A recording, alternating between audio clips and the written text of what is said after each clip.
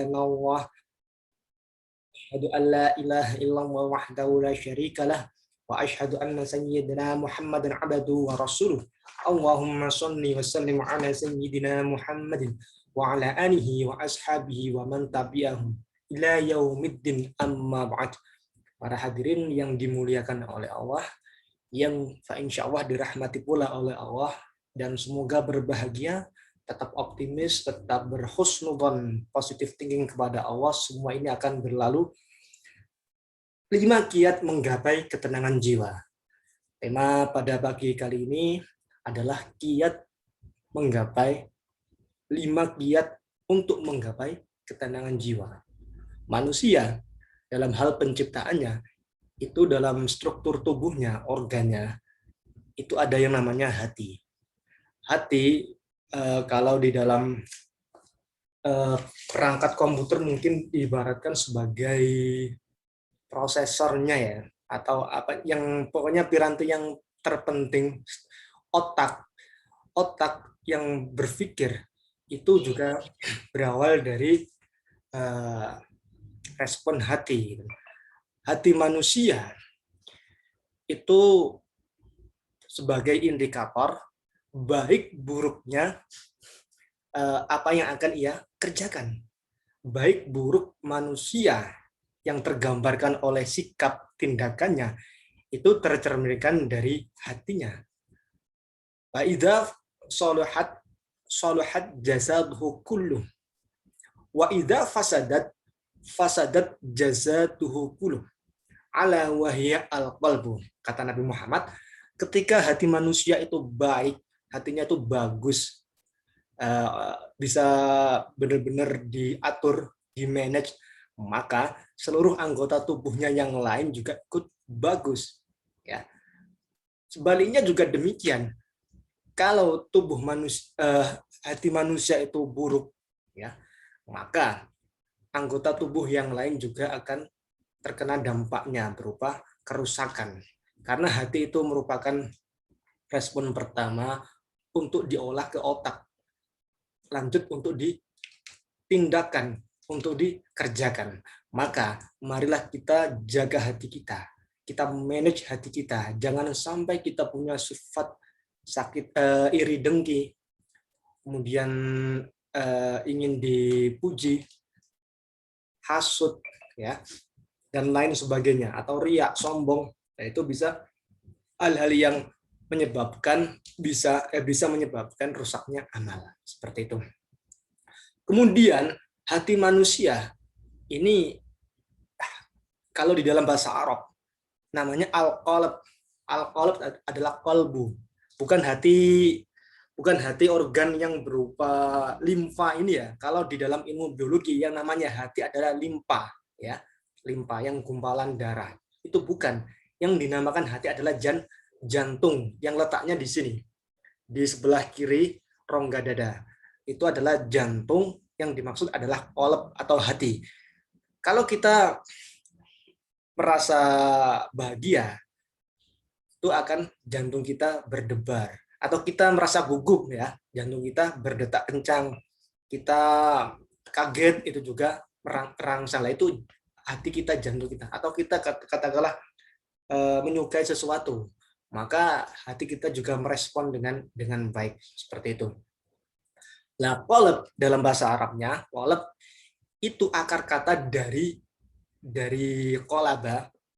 qalaba fi'il madinya, masdarnya adalah qalb, yang secara bahasa artinya adalah berbolak-balik, ya, berpindah-pindah, berubah. Maka hati manusia itu cenderung berubah, ya.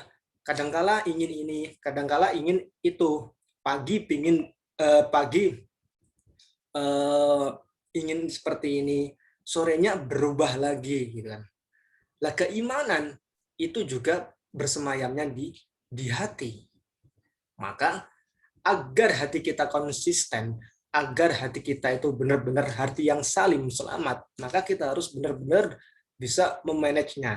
Selanjutnya, hati manusia tentu ini juga kadang dirudung dengan adanya rasa takut, ya, rasa takut, rasa khawatir, rasa bahagia, dan lain sebagainya. Rasa takut contohnya, kita sekarang lagi diuji sakit COVID, nggak kunjung sembuh. Khawatir, itu yang merespon pertama adalah hati atau jantung. Maka untuk hati kita supaya tenang, tentunya ada beberapa trik ya, ada beberapa kiat supaya hati kita tenang. Pertama, zikrullah, berzikir kepada Allah. Sesuai dengan di surat Ar-Ra'd, a'udzubillahi minasyaitonir rajim, alladzina amanu wa tatma'innu qulubuhum bidzikrillah.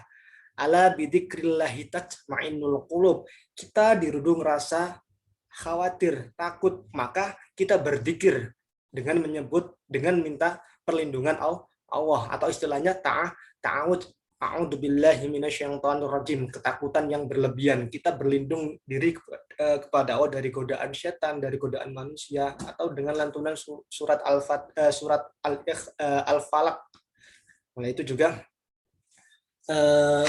memohon diri agar kita terlindungi ya, dengan cara berzikir.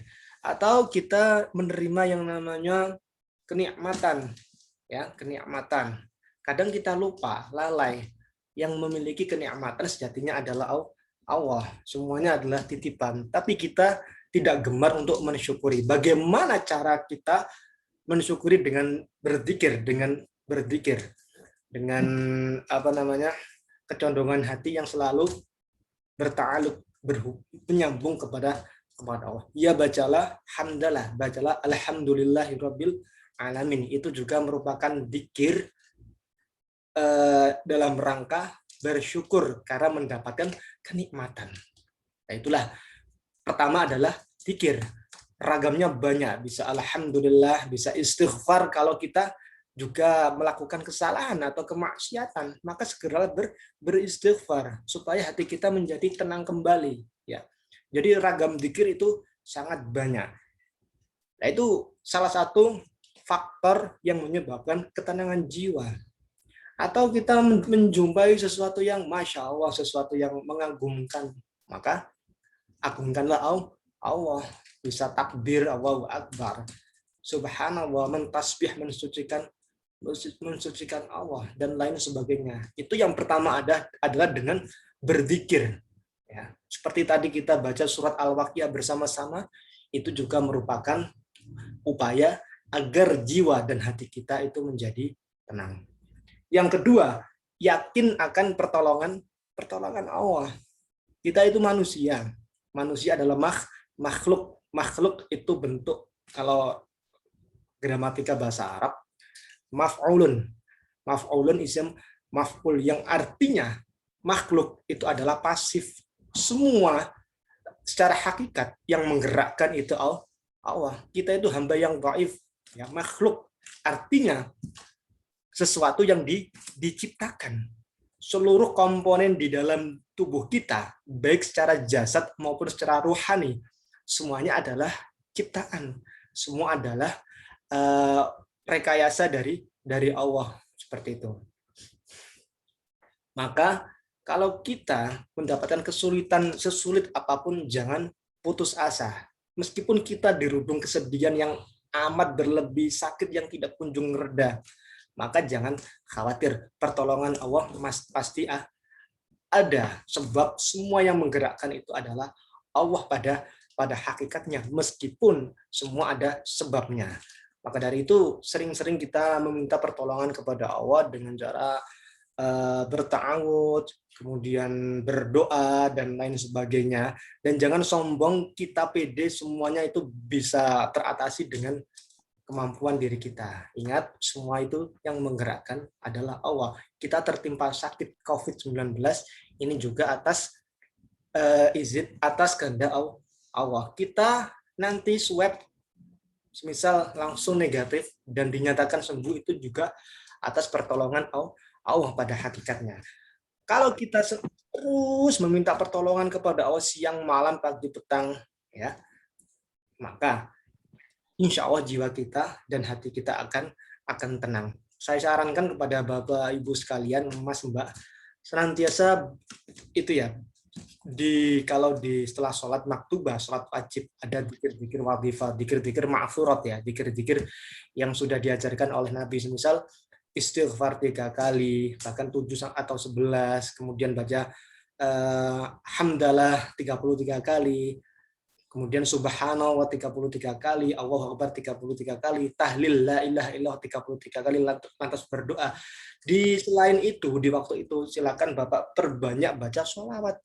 Sehari minimal 1000, itu Masya Allah fadilahnya, Masya Allah manfaatnya. Saya sudah merasakan sendiri, saya alhamdulillah rutin baca sehari 1000 kali minimal baca sholawat. Boleh Allahumma sholli ala sayyidina Muhammad, boleh sallallahu ala Muhammad. Tapi jangan lupa pula untuk membaca Al-Qur'annya. Saya berani mengajak Bapak, Ibu, saudara-saudari sekalian, karena juga saya sehari itu minimal baca satu hari satu juz. Itu sudah rutin, udah lama. Maksudnya alhamdulillah, ini sekedar tahadus bin ni'mah supaya menjadi ibrah, bukan saya menyombongkan amal saya. Itu saya rasa juga masih belum ada apa-apanya dengan amal-amal para ulama, para pendahulu yang terdahulu, para orang-orang yang istimewa. Bukan. Ini hanya sekedar memotivasi. Alhamdulillah, saya sehari itu minimal 1 juz membaca Al-Quran. Dan alhamdulillah tuntas serta waktunya istiqomah pagi dan petang. Selain bacaan Al-Quran yang lain, semisal surat Al-Waqiah, surat Al-Mulk, surat Yasin, selain itu, saya satu hari satu juz, dan Masya Allah impact atau dampaknya ini luar biasa yang saya alami. Hati saya menjadi tenang, kemudian saya tidak terlalu menggebu-gebu di dalam mencari mencari duniawi, harta benda gitu kan. Memang mencari nafkah itu wajib ya tentunya, terlebih bagi orang yang punya keluarga, menjadi kepala keluarga itu wajib. Tapi tidak sampai menggebu-gebu yang menumpuk harta. Ya bekerja tetap bekerja. Saya juga berjualan, mencari nafkah, mengajar di pondok dan sekolah. Tapi tidak menggebu-gebu harus punya target demikian. Yang penting cukup untuk ibadah. Itu sholawat. Seperti yang saya uraikan tadi. Sholawat, baik sallallahu ala Muhammad, Allahumma sholli ala sayyidina Muhammad. Itu Masya Allah, selain memudahkan kebutuhan kita, itu juga bisa menenangkan jiwa. Tentunya ini yang paling penting, kelak di yaumil qiyamah kita mendapatkan syafaat Rasulullah. Insya Allah akan berada di barisan dan di bawah panji Rasulullah. Salah satunya dengan cara bersolawat. Bahkan sesuatu yang tidak terduga saya dapatkan dari bacaan sholawat, entah itu berupa rizki materi atau yang lain-lain, itu dengan sholawat dan membaca Al-Quran. Tentu dengan zikir-zikir yang lain ya, seperti subhanallah, alhamdulillah, la ilaha illallah, la haula wa la quwata, terserah. Saya sarankan pula Bapak Ibu sekalian, saudara-saudari, itu beli tasbih yang digital. Kan? Niatnya apa? Supaya mengingatkan bahwasanya kita itu berzikir, harus ada waktu untuk berzikir kepada Allah. Mudah kok. Berzikir itu ibadah yang paling mudah bagi siapa saja. Nggak harus wudhu. Bagi orang yang berhalangan atau haid itu juga boleh berzikir. Seperti yang sudah saya sampaikan tadi, ragamnya zikir itu boleh dikerjakan oleh orang yang haid, orang yang junub, oleh orang yang masih nifas, boleh ya. Kalau sholat butuh wudhu terlebih dahulu, ya kan? Kemudian berpuasa nggak boleh makan, itu kan berat, ya kan? Kalau dibandingkan dengan zikir ibadah yang ringan dan manfaatnya Masya Allah dan murah, tidak perlu kita mengeluarkan biaya seperti itu. Maka saya sarankan beli tasbih digital. Itu untuk pertama mengingatkan, yang kedua kita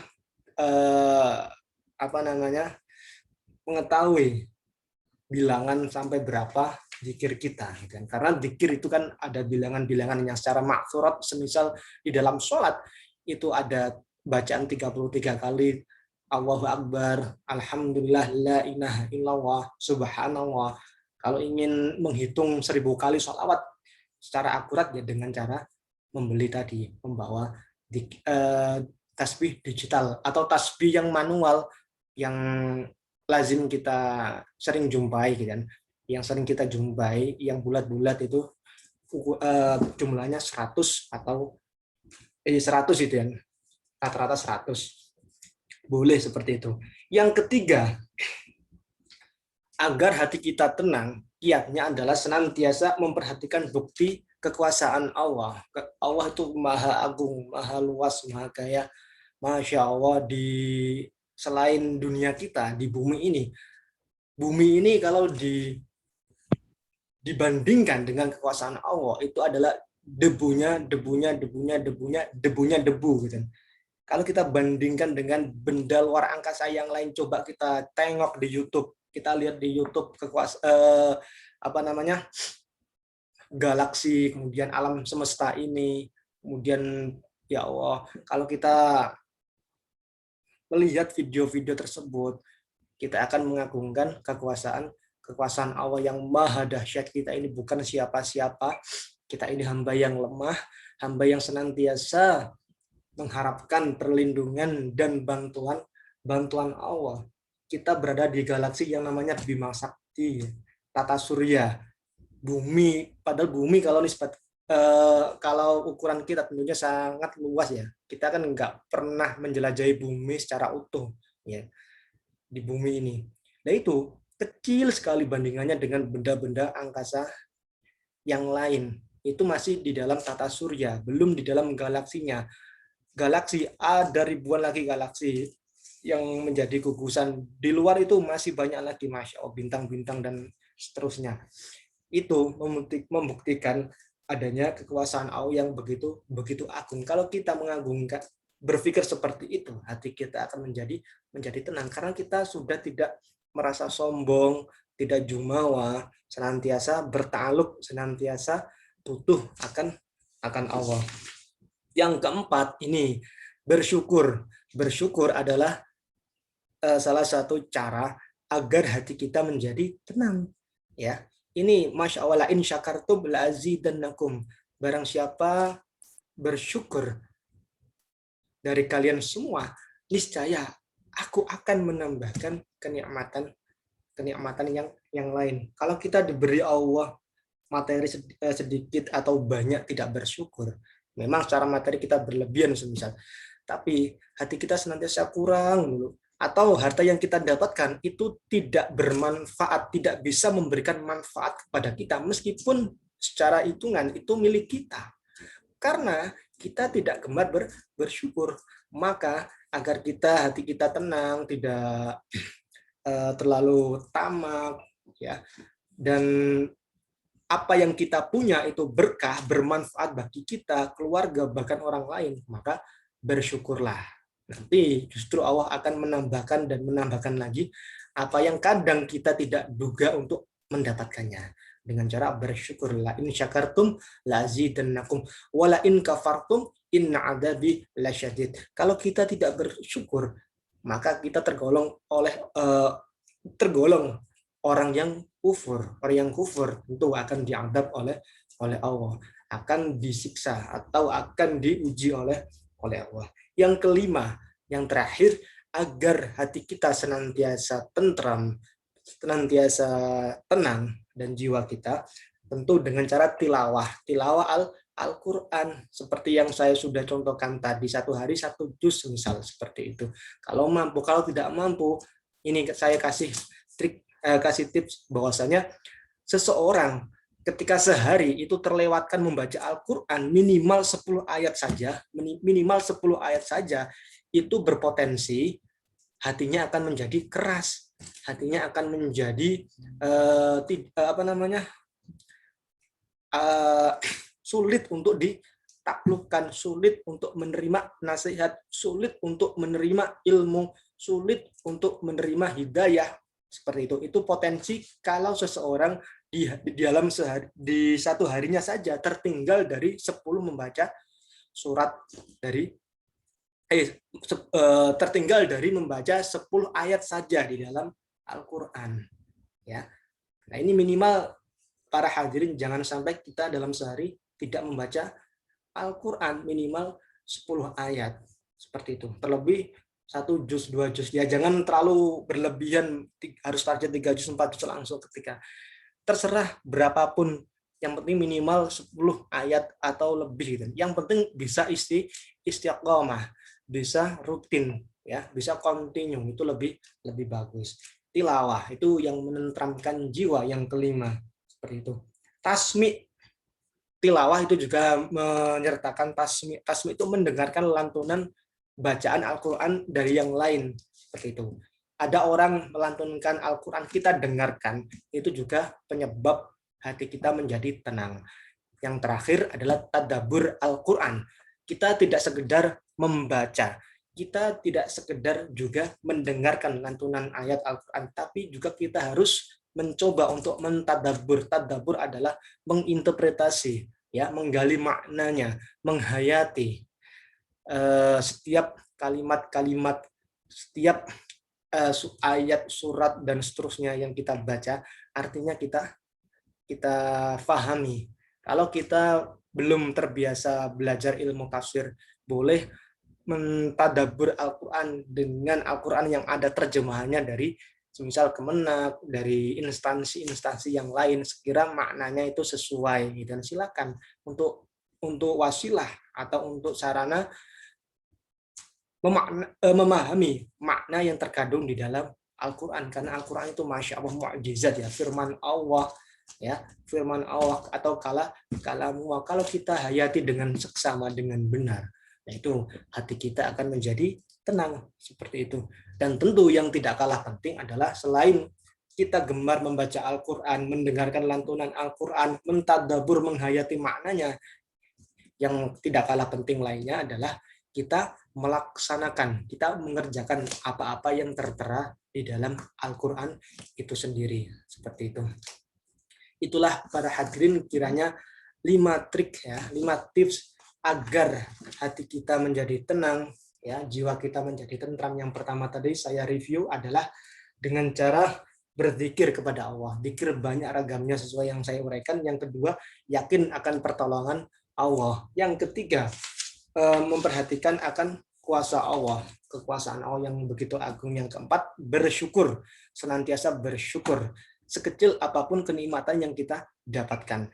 Atau kita tidak mendapat, nggak mungkin dalam detik kita tidak mendapatkan kenikmatan. Kita bernafas itu sudah merupakan kenikmatan. Bisa bernafas, kita bisa berkedip mata kita, itu juga merupakan kenikmatan, dan lain sebagainya. Semuanya Allah itu berikan kepada kita secara gratis. Maka pandai-pandailah untuk bersyukur. Yang kelima, tilawah, tasmi, mendengarkan. Tilawah, membaca, tasmi, mendengarkan, dan mentadabur, menghayati makna dari Al-Quran.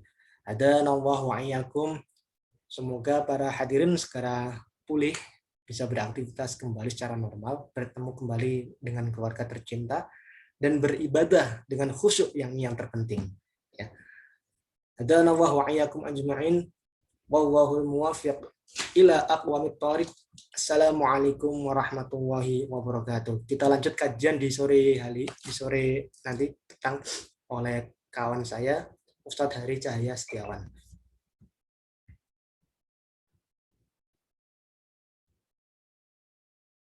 Saya akhiri, ya, saya live. Terima kasih partisipasinya Bapak Ibu sekalian.